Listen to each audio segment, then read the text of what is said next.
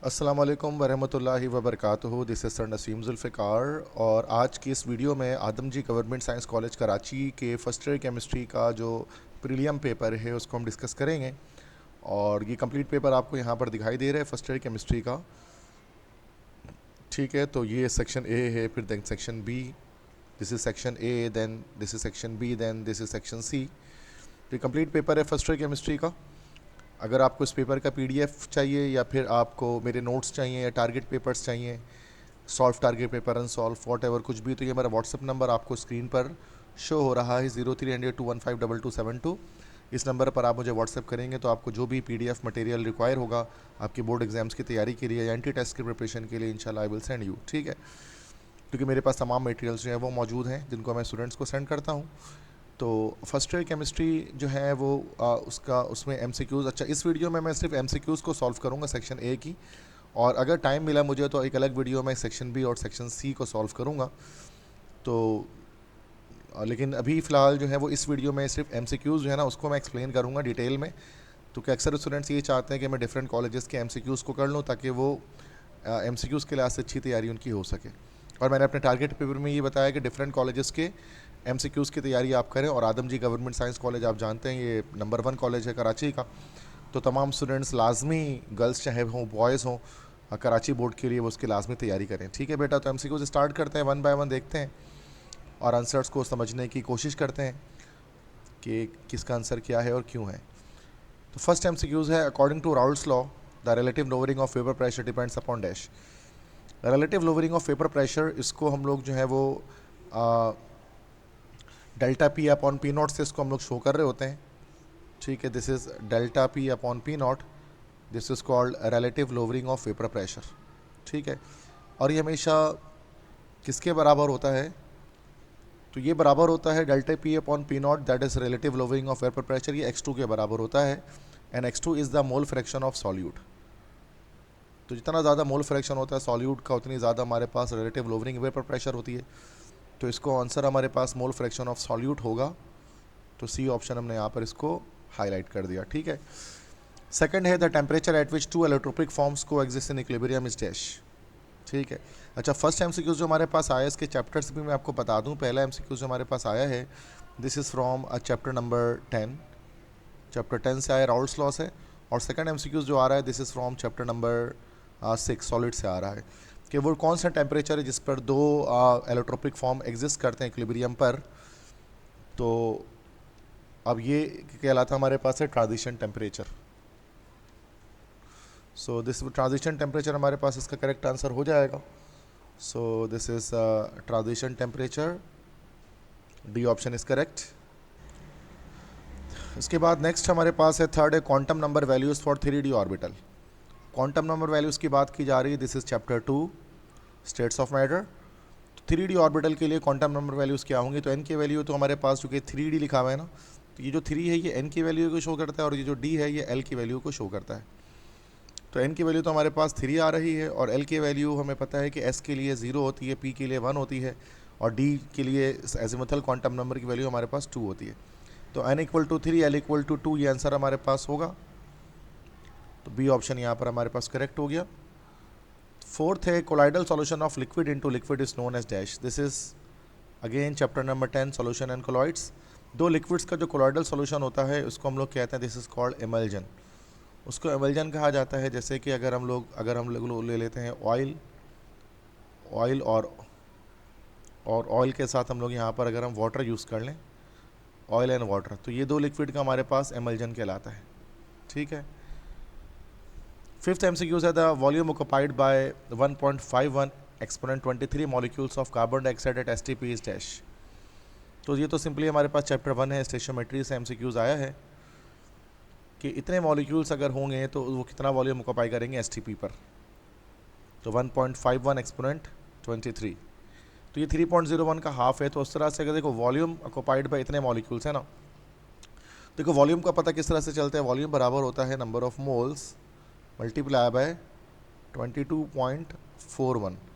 तो ये हमारे पास वॉल्यूम इससे पता लगता है डीएम क्यूब में। जो नंबर ऑफ मोल्स भी गिवन नहीं है, चूँकि हमारे पास नंबर ऑफ मॉलिक्यूल्स गिवन है, दिस इज कैपिटल एन। तो हमें एवोगाड्रो नंबर से भी पता है कि नंबर ऑफ पार्टिकल बराबर होता है number of moles multiply by Avogadro's number. तो अगर यहाँ से अगर हम मोल्स निकालना चाहें तो ये हमारे पास हो जाएगा बेटा n अपॉन Na। ठीक है, अब n की वैल्यू हमारे पास यहाँ पर हो जाएगी दिस इज 1.51 एक्सपोनेंट 23 और Na की वैल्यू हमारे पास हो जाएगी 6.02 एक्सपोनेंट 24। तो यह n की वैल्यू यहाँ पर हमारे पास निकल कर आएगी।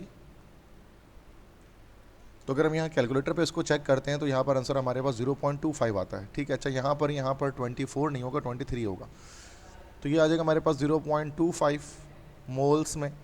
अब यहाँ से वॉल्यूम मालूम हो सकता है कि 0.25 को अगर हम मल्टीप्लाई कर दें 22.41 से तो वॉल्यूम हमारे पास आ जाएगा, तो कैलकुलेटर पे लिख लेते हैं 0.25 मल्टीप्लाइड बाय 22.41, तो ये हमारे पास आ गया 5.6। तो 5.6 आंसर हमारा कौन सा बेटा, सी ऑप्शन है, दिस इज करेक्ट आंसर।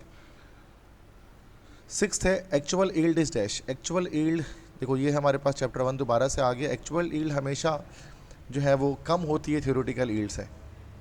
ठीक है, less than theoretical yield, this is B option correct हो जाएगा हमारे पास। सेवन्थ है line spectrum serves as a fingerprint for identification of dash, this is chapter number 2 atomic structure. Line spectrum को हम लोग एलिमेंट्स के फिंगरप्रिंट के तौर पर इस्तेमाल करते हैं because every element has a distinct line spectrum. ठीक है, नंबर 8 MCQs है, this is not an iso electronic pair, this is from chapter number 2 again. Iso electronic pair कौन नहीं है? आइसो इलेक्ट्रॉनिक का मतलब क्या होता है? आइसो के मतलब हमारे पास होते हैं सेम, और इलेक्ट्रॉनिक का मतलब होता है नंबर ऑफ इलेक्ट्रॉन।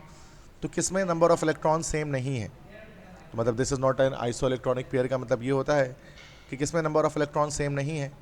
तो Na प्लस और Ne है, Na plus and F minus है, Na प्लस NCA है, Na एंड Mg है। तो जब Na प्लस की बात करते हैं तो सोडियम में वैसे 11 इलेक्ट्रॉन होते हैं, लेकिन प्लस मतलब एक इलेक्ट्रॉन निकला हुआ है तो 10 हो गए, और नियॉन में भी हमारे पास 10 होता है, एटॉमिक नंबर 10 होता है, तो ये तो आंसर नहीं है। Na प्लस में हमारे पास 10 होते हैं और F माइनस में 9 होते हैं, एटॉमिक नंबर 9 होते हैं, और -1 का मतलब एक इलेक्ट्रॉन और बढ़ गया, अब तो 10 हो गए, तो ये भी आइसो इलेक्ट्रॉनिक है, ये भी नहीं हो सकता। सोडियम के पास 11 इलेक्ट्रॉन्स हैं और कैल्शियम के पास हमारे पास 20 इलेक्ट्रॉन्स होंगे, चूँकि एटॉमिक नंबर इसके 11 है और इसका 20 है, तो ये हमारे पास आइसो इलेक्ट्रॉनिक पेयर नहीं है। इसी तरह से अगर हम डी ऑप्शन को देखेंगे तो अच्छा not an iso electronic, Na है, Na का 11 होता है, मैग्नीशियम का 12 होता है। वैसे यहाँ पर तो आंसर डी भी हो सकता है, चूँकि डी भी आइसो इलेक्ट्रॉनिक नहीं है, तो ये यहाँ पर ऑप्शंस में इशू है। 9th है maximum number of molecules present in the following, किसमें इलेक्ट्रॉन्स की सबसे या मॉलिक्यूल्स की सबसे बड़ी तादाद जो है वो मौजूद है। ठीक है, अब इस MCQs को सॉल्व करते हैं 9th को, this is chapter number 1 again. देखो नंबर ऑफ मॉलिक्यूल्स और मास इज गिवन है, नंबर ऑफ मॉलिक्यूल्स मालूम करने का फॉर्मूला क्या होता है? It is mass over molecular mass into Na। ठीक है स्टूडेंट्स, सो ये n equal to mass upon molar mass into Na, ये हमारे पास जो फार्मूला है, this is the formula for finding number of particles. और अब देखिए 50, अब सबसे कहने के सबसे मैक्सिमम नंबर ऑफ मॉलिक्यूल्स किसके अंदर मौजूद होंगे, सबसे ज़्यादा नंबर ऑफ मॉलिक्यूल किस में होंगे, तो हमें सब एक बार सबको फाइंड आउट करना पड़ेगा। जैसे n इज़ इक्वल टू पहले 50 ग्राम O2 में, तो 50 upon this is 32 multiply by Na। Avogadro's number है, तो सबसे पहले इसको हम फाइंड आउट करते हैं, this is 50 upon 32 and this should be multiplied by 6.02 exponent 23, ये आगे 9.4 एक्सपोनेंट 23, दिस इज़ 9.4 एक्सपोनेंट 23। तो सारे आंसर्स मैं इसके साथ साथ लिख देता हूँ। देन 50 ग्राम ऑफ N2 है, तो 50 gram of N2 that is 50 upon N2 हो गया हमारे पास 28 मल्टीप्लाई बाय Na। अब ये कितना आ गया हमारे पास, this is 50 upon 28 multiplied by Na 6.02 exponent 23, तो ये आ गया 1.075 एक्सपोनेंट 24, 1.075 एक्सपोनेंट 24। फिर देखते हैं 50 ग्राम ऑफ मीथेन, ये हो जाएगा 50 अपॉन 16 इंटू Na, तो ये हो गया हमारे पास 15/16 into Na, this is 5.6 exponent 23, 5.6 exponent 23, ठीक है। लास्ट इसके बाद हमारे पास नंबर ऑफ पार्टिकल्स का फॉर्मूला है मास over molar mass into Na। तो ये हमारे पास 50 ग्राम अमोनिया है, तो अमोनिया का मास हमारे पास हो गया दिस इज़ 50 और 14 + 3 17 इसका मोलर मास हो गया मल्टीप्लाइड बाय Na, और ये आ गया हमारे पास 50 divided by 17 multiplied by 6.02 exponent 23, ये हो गया 1.77 एक्सपोनेंट 24, 1.77 एक्सपोनेंट 24। तो अब हम देख सकते हैं कि सबसे ज़्यादा नंबर ऑफ मॉलिक्यूल्स किस में मौजूद है, जिसमें 10 की पावर 24 है। तो ये 50 ग्राम ऑफ अमोनिया, इसमें सबसे ज़्यादा नंबर ऑफ मॉलिक्यूल्स होंगे फार्मूले के अकॉर्डिंग, ठीक है बेटा। ये MCQs 9 हो गया। MCQs 10 है hydrogen bond is not found in dash. तो ये हमारे पास चैप्टर नंबर 5 से है हाइड्रोजन बॉन्ड। हाइड्रोजन बॉन्ड किस में नहीं पाया जाता? देखिए हाइड्रोजन बॉन्ड के लिए नेसेसरी है, ज़रूरी है कि हाइड्रोजन डायरेक्टली कनेक्ट हो FON में से किसी एक एलिमेंट से। अब यहाँ पर अगर हम देखते हैं तो मीथेन के अंदर हाइड्रोजन, फ्लोरीन, ऑक्सीजन, नाइट्रोजन किसी भी हाईली इलेक्ट्रोनेगेटिव एलिमेंट से कनेक्टेड नहीं है। दैट्स वाई हमारे पास मीथेन जो है वो सॉरी ये जो CH4 है मीथेन, तो इसको मीथेन कहा जाता है। So this does not contain hydrogen bond. 11th है the diffusion of propane and carbon dioxide are same because dash. अच्छा, ये हमारे पास है चैप्टर नंबर 4 से गैसेस से। ये जो C3H8 है ये हमारे पास कहलाता है प्रोपेन, इसका मॉलिक्यूलर मास 44 AMU होता है और कार्बन डाइऑक्साइड का भी 44 होता है। अब चूँकि दोनों के मॉलिक्यूलर मास सेम है, दैट्स वाई इनके रेट ऑफ डिफ्यूजन भी सेम है, तो both have same molecular mass. C option इसका करेक्ट होगा, जिस वजह से ये एक ही रफ्तार से, एक ही स्पीड से ये डिफ्यूज़ करेंगे। 12 है the crystal system in which A is not equal to B is not equal to C and alpha is equal to beta is equal to gamma is equal to 90 degree. अब ये कौन सा crystal system है? तो देखें, अब दोनों में नॉट इक्वल टू है ना, तो CT और HMT का तरीका आपने जब पता होगा आपको, तो CTO, तो ये हमारा ऑर्थोरोम्बिक सिस्टम है, ठीक है। तो ऑर्थोरोम्बिक बी ऑप्शन करेक्ट हो जाएगा। तो ये हमारे पास आ रहा है, this is also from chapter number 6 solid state में।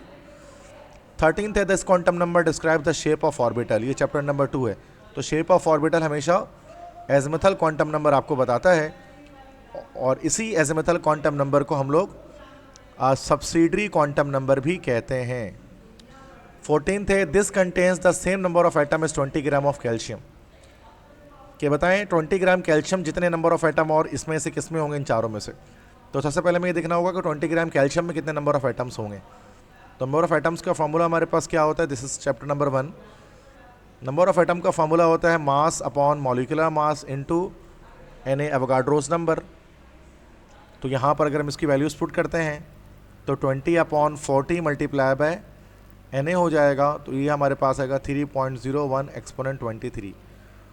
अब 3.01 एक्सपोनेंट 23 किस में आएगा? अगर हम देखते हैं तो this is 12/12 multiply by Na। तो ये तो 6.02 एक्सपोनेंट 23 आ जाएगा, ये नहीं होगा।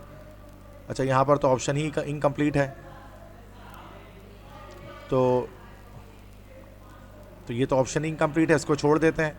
सी है मैग्नीशियम 24 ग्राम C,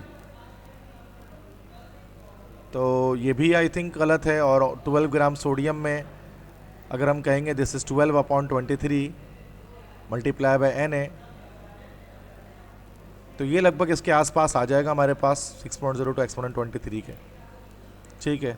तो ये हमारे पास, चलो हम इसको मान लेते हैं क्योंकि बाकी ऑप्शंस हमारे पास गलत आ रहे हैं। तो 15th हमारे पास है this possess the weakest London dispersion force. This is also chapter number 5 है।